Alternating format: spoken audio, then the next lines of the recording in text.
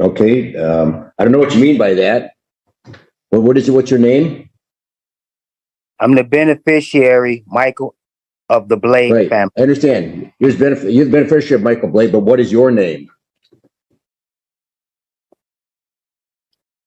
Your Honor, I'm the beneficiary of the estate, Michael Anthony Blade. So is he deceased, or are you his guardian, or what? For Michael Anthony Blade, the artificial person, I am the agent.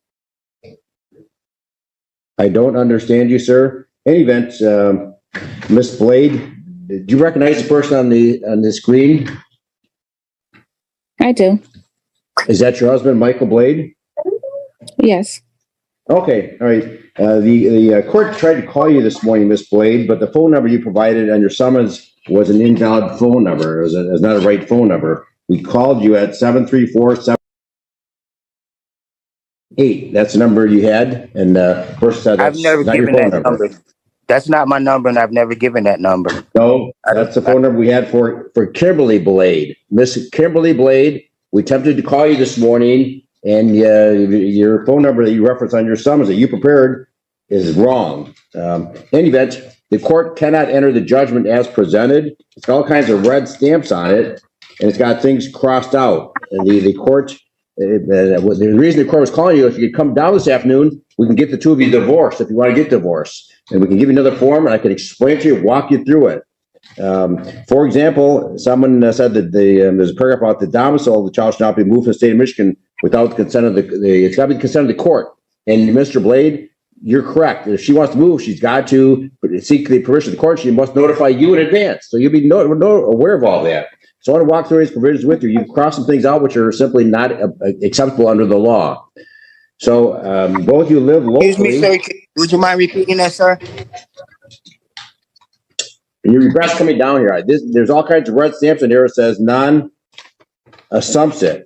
I don't know what that means, but it's all over the page. The court cannot sign. Buckle up, guys. Today we're watching a courtroom hearing that immediately takes an unexpected turn. What should have been a routine divorce starts with the judge simply asking Michael to identify himself, but instead of giving a direct answer, he repeatedly claims to be only the beneficiary of his own name.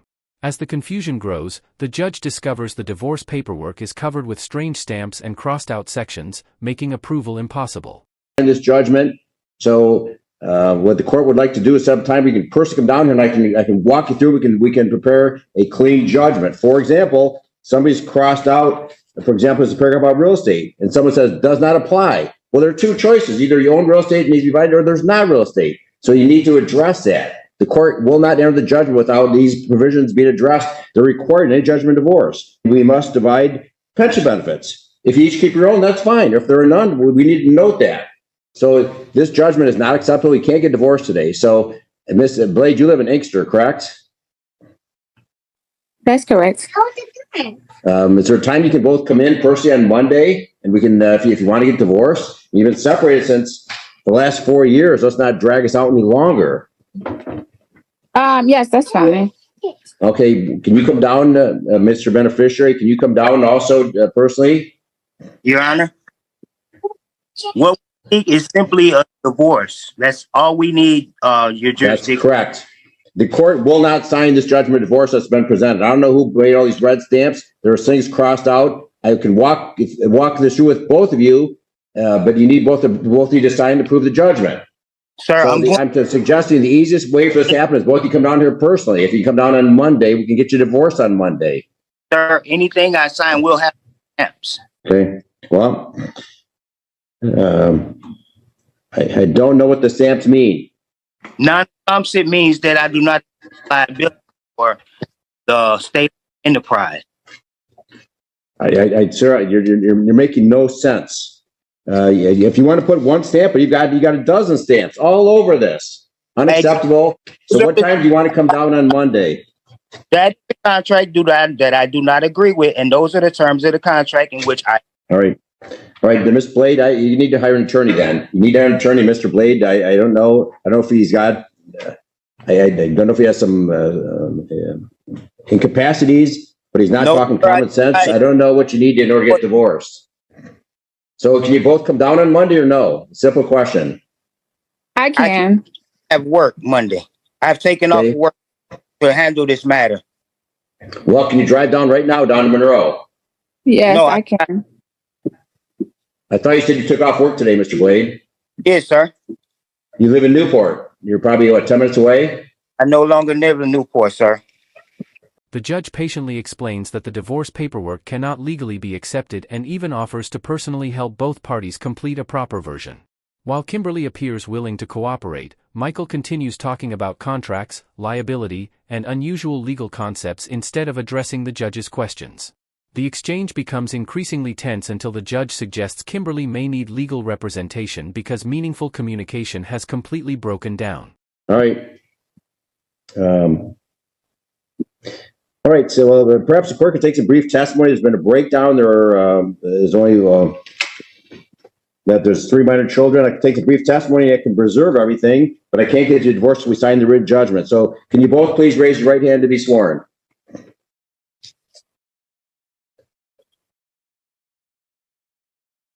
Do you both solemnly swear or affirm that the testimony you're about to give in this matter will be the truth, the whole truth, nothing but the truth, so help you God?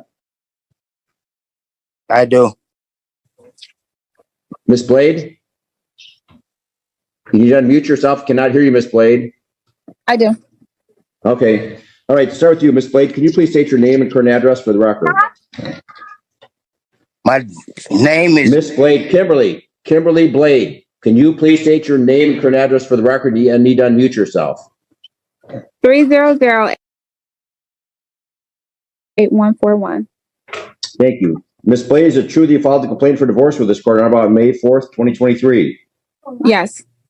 Is it further true that on the date you signed that complaint that you lived in the county of Monroe for 10 days, the state of Michigan, at least 6 months prior to filing? Can you repeat that? Is it true that on the date you filed that complaint, which was May 4th, that you lived in the county of Monroe for at least 10 days in the state of Michigan, at least 6 months? you didn't live- I didn't stay in Monroe County. It's been I understand you didn't stay there. Did you live in Monroe County 10 days before filing this? For example, did you live in Monroe County the last week of April of this year? No. Well, you may need to refile in Wayne County then. You live in Wayne County. You need to file in the county in which you reside. Yes. I did. I went through this agency, a legal Zoom divorce, and they did it that way because Michael was in Monroe. All right. Okay, we can establish jurisdiction with Michael. No, not this. No. We'll address that. And Mrs. Blade, is it true that you married Michael Blade on May 2nd, 2016? You separated in September of 2020. Yes. Is it true there's been a breakdown of your marriage relationship? Yes. Have the object of matrimony been? Unable to approve the paperwork, the judge moves forward by placing both parties under oath and recording testimony instead. Kimberly answers questions about the marriage, separation, and their children, but an entirely new problem soon appears. When she confirms she was not living in the correct county when the divorce was filed, the judge realizes the court may not even have legal authority to hear the case. Destroyed. Yes. Is there any chance of reconciliation? No. Is it true there are 3 children born of the marriage, namely Boy Blade, Kingston Blade, and Killian Blade? Yes. Were there any other children born or adopted during your marriage? No. Are you currently pregnant? No. Okay, sir, can you, Mr. Blade, did you live in the county of Monroe, state of Michigan in late April of 2023?